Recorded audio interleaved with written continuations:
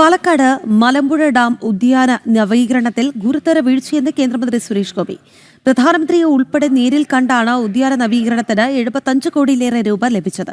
എന്നാൽ ഉദ്യോഗസ്ഥരുടെയും കരാറുകാരുടെയും അലംഭാവം മൂലം നിർമ്മാണം എങ്ങും എത്തിയിട്ടില്ല എന്നും ഇത് അനുവദിക്കാൻ ആകില്ല എന്നും കേന്ദ്രമന്ത്രി പറഞ്ഞു.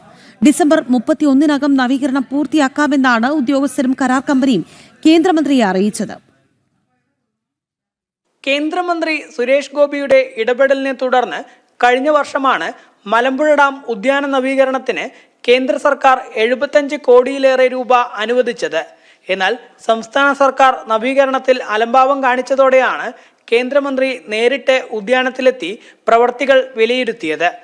ഉദ്യാനം പൂട്ടിയിട്ട് ഒരു വർഷമായിട്ടും 3.75% പ്രവർത്തികൾ മാത്രമേ നടന്നിട്ടുള്ളൂ എന്നും ഗുരുതര അലംഭാവമാണ് ഉണ്ടായിട്ടുള്ളതെന്നും കേന്ദ്രമന്ത്രി പറഞ്ഞു. അതെല്ലാം ഇറിഗേഷൻ ഡിപ്പാർട്ട്മെന്റും ഇലക്ട്രിസിറ്റിയും അതെല്ലാം കട്ട് ഓഫ് ചെയ്തിട്ടു. പക്ഷെ അത് അവർ അറിഞ്ഞിട്ടില്ല. അവരിത് തേടി പിടിച്ച് തോണ്ടി ഈ പറയുന്ന ഡക്റ്റുകളെല്ലാം ഇട്ട് വന്നപ്പോൾ ഉണ്ടായ കാലതാമസം.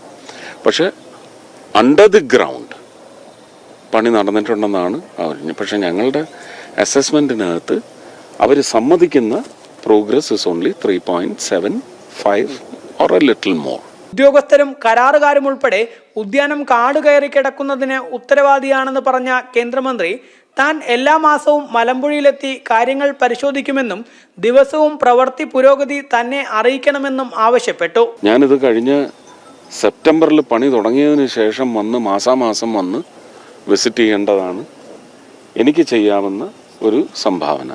ഡിസംബർ 31-നകം നവീകരണം പൂർത്തിയാക്കുമെന്നാണ് ഉദ്യോഗസ്ഥരും കരാർ കമ്പനിയും കേന്ദ്രമന്ത്രിയെ അറിയിച്ചിരിക്കുന്നത്.